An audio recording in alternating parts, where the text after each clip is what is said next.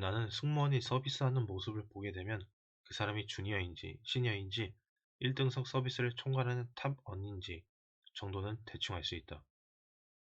이 승무원들은 팀으로 움직이는데 탑 언니가 깐깐할수록 서비스의 질은 올라가며 탑 언니가 대충하는 성격이면 이 서비스 질은 낮아진다.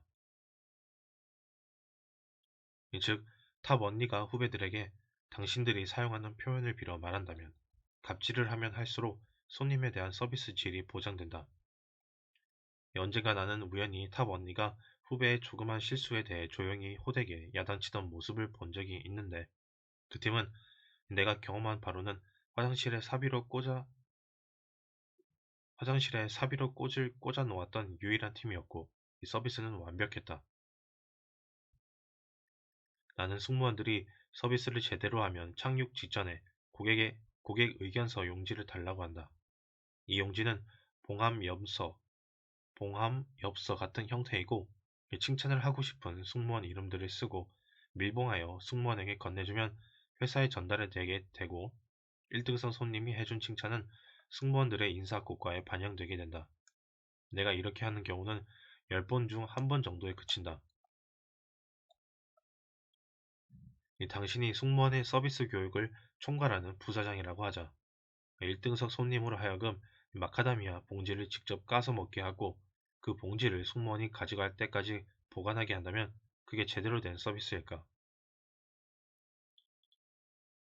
물론 비행기가 브리지와 분리되어 움직이기 시작하였다면 그때부터 이륙까지는 가장 긴장해야 할 시간이므로 규정상 약식으로 서비스를 할 수도 있을 것이나 그때 역시 손님에게 양해를 구해야 하는 법이다.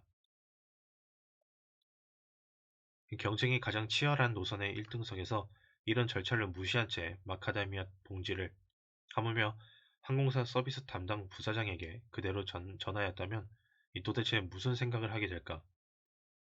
나에게도 이렇게 하는데 다른 손님에게는 오죽하겠냐며 하는 생각이 저절로 나지 않았을까?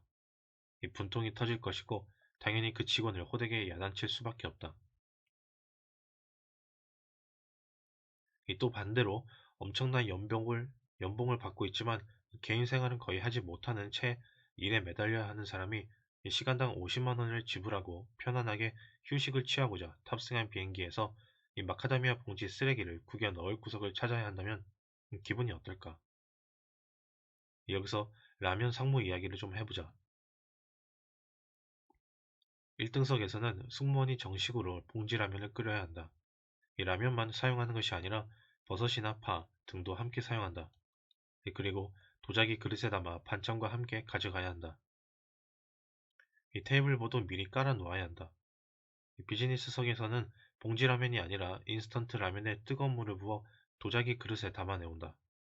이코노미에서는 컵라면을 주고 물을 부어주는데 대한항공은 주로 장거리에서나 주는 것으로 알고 있으며 아시아나는 모르겠다. 저가 항공사들은 돈을 받고 팔기도 한다. 언젠가 빈민층을 상대로 일당 올리는 법에 대해 강연을 할 때 내가 물었다. 라면 끓일 줄 모르는 분이 있으면 손 들어보세요. 참석자 2에서 300명 중 아무도 손을 들지 않았다. 내가 다시 물었다. 저는 농심 너구리 라면을 좋아하는데 이거 한 번도 끓여보지 못하신 분은 손을 들어보세요. 아무도 손을 들지 않았다. 내가 다시 물었다. 이 너구리를 끓일 때 물은 얼마나 넣어야 하고 끓이는 시간은 얼마인지 아시는 분은 손을 들어보세요. 아무도 손을 들지 않았다. 내가 또 말했다. 아마도 알고는 있지만 자신이 없어서 손을 들지 않는 분도 있을 겁니다. 내가 책망하고자 하는 것은 여러분들은 모두 라면을 끓일 줄 안다고 스스로 생각하지만 사실은 대강 물을 넣고 대충 끓이는 분들이라는 사실입니다. 이 파출부로 나가시는 분들이 많은 것으로 아는데 주인 아줌마가 볼 때는 라면 하나 제대로 못 끓여는 파출부밖에는 안 된다는 겁니다. 이러니 다른 파출부와 다를 바가 전혀 없는 파출부인 셈이며 일당이 오를 까닭도 없고 내일부터 그만두겠다고 해도 일당을 더 줄 테니 계속 나와달라는 부탁을 받지 못하는 겁니다. 라면 상무의 경우 나는 그 사람이 1등석을 탔었는지 비즈니스석을 탔었는지는 모른다. 1등석을 탔다면 라면을 다시 끓여오라는 요구를 두세 번도 당연히 할 수 있다. 비즈니스석에서는 인스턴트 라면에 물을 부어 그릇에 담아 나가는 정도이므로 다시 더 뜨거운 물을 부어서 갖다 달라고 할 정도나 가능하다. 이 비즈니스석의 서비스를 기대하는 것만큼 웃기는 일이다. 이 라면 상무가 문제가 되는 것은 이 조용히 야단치며 끝내지 못하고 승무원을 잡지로 때리는 행동을 했다는 것인데, 그게 실제로는 툭툭 치는 정도에 그치는 것이라 할지라도 비난을 받아 마땅하다.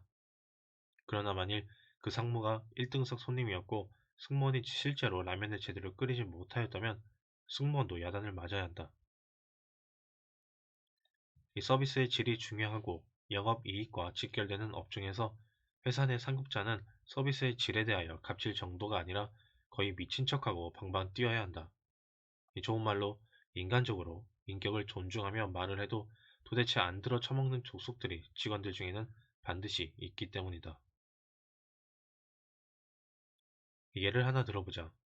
나는 격리회계 담당자가 수치를 보고할 때는 반드시 엑셀 파일을 첨부하도록 하고 그 계산이 맞는지 틀리는지를 내가 직접 확인한다. 어느 직원은 1년간 내가 여러 번 좋은 목소리로 잔소리를 해도 번번이 엑셀 파일 첨부를 잊어먹고 있다가 야 이 새끼야 네 대가리 속엔 똥만 들어있냐? 고 고함을 질러야 그때부터 잊어먹지 않았다. 인격적으로 대우해달라고? 인격적으로 대우하며 잔소리를 할 때 제발 좀 들어 처먹어라. 당신이 영화 악마는 프라다를 입는다를 보면서 편집장의 갑질에 대하여 어떻게 저럴 수가 있지? 라고 생각하였다면 당신은 평생 갑질을 당하며 살 수준일 가능성이 높다고 생각하면 된다. 나는 서울시향의 팬이다. 요즘 서울시향의 박 대표와 정 감독 사이의 불화로 인해 시끄러운데 이 박 대표는 기업 내부의 거친 생리에 몸담아 오며 경쟁을 이겨온 사람이고 음악인이야 어디 그렇겠냐. 하지만 전형적인 비인간적 갑질로 매도되고 있는 박 대표와 서울시향의 불화는 서울시향 사무국 직원들과의 불화이며 사무국은 일반 회사 조직과 동일한 능력과 효율을 갖고 있어야 한다.